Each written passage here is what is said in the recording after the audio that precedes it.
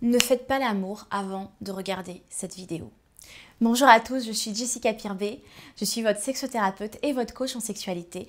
J'accompagne les couples à s'épanouir dans leur sexualité, à conserver la fougue, la passion, la complicité, la connexion émotionnelle, le plaisir pour vraiment faire durer plus longtemps le couple. Moi, j'accompagne énormément de couples qui ne savent plus comment faire, qui ne savent pas comment connecter, qui ont envie peut-être aussi parfois de jouer ensemble, de plus de plaisir, mais ne savent pas toujours comment faire puisque bien évidemment, on n'a pas eu d'éducation sexuelle et qu'on apprend vraiment les choses et c'est pour ça aussi qu'on est sur cette chaîne.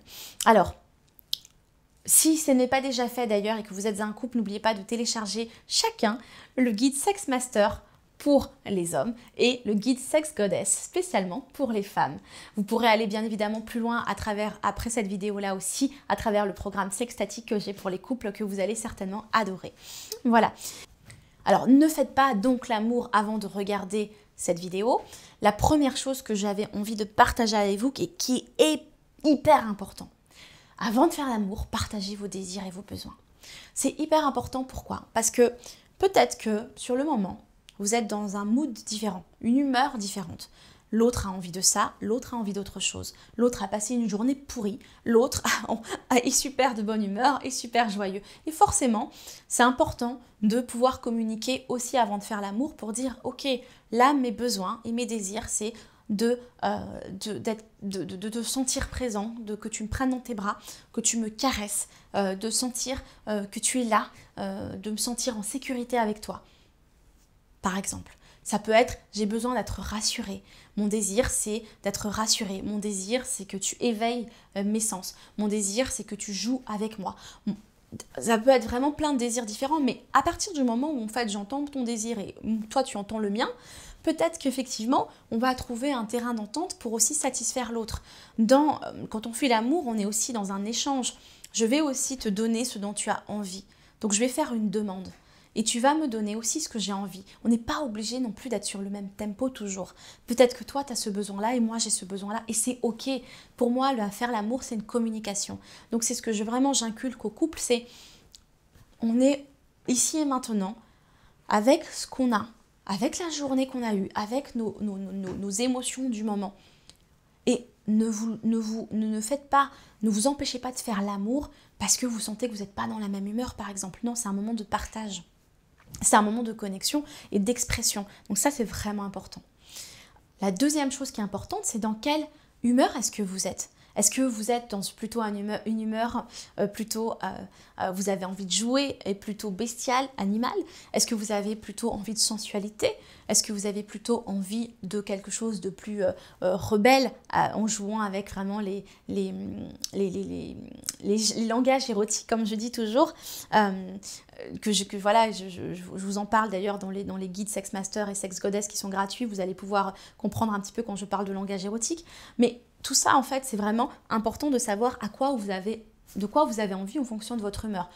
Par exemple, moi j'ai des couples qui parfois jouent ensemble ou qui ont envie de, par exemple, jouer au transgressif. L'autre va dire, bah, moi j'ai envie de transgressif. Moi j'ai envie de quelque chose de pas conventionnel. Moi j'ai envie de quelque chose vraiment où on va s'amuser différemment.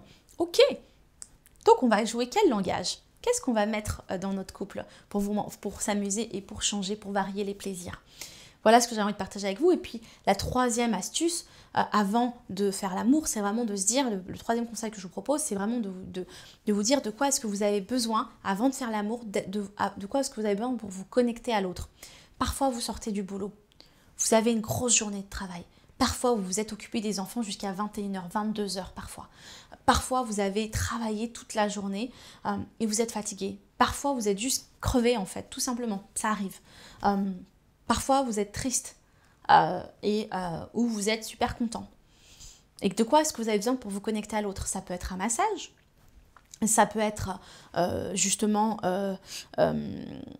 respirer ensemble, être connecté ventre à ventre et respirer ensemble. Ça peut être un moment où vous allez juste vous regarder dans les yeux, ça peut être danser ensemble et mettre de la musique. Ça peut être aussi parler l'un en face de l'autre et dire les choses dont vous avez besoin. De quoi est-ce que vous avez besoin pour être connecté à l'autre? Parce que si vous êtes déconnecté et que vous allez juste faire un moment sexuel parce que vous avez besoin juste de lâcher prise et vous, voilà, et d'un acte mécanique, c'est aussi ok.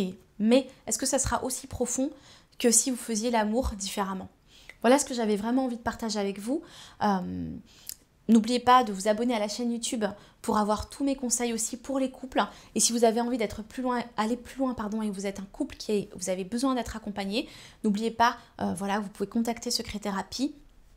Moi-même, je propose des accompagnements pour les couples. J'ai un cabinet à Paris et puis je travaille aussi en visioconférence, voilà, donc pour les couples qui sont dans le monde entier. Je les accompagne comme ça également pour ceux qui ne sont pas dans la région parisienne. Voilà. En tous les cas, je vous dis à très vite pour de nouveaux conseils. N'oubliez pas de vous abonner à la chaîne YouTube et d'activer la petite cloche qui est juste à côté du bouton s'abonner pour qu'on se retrouve dès demain. Voilà, à très vite. Ciao, ciao.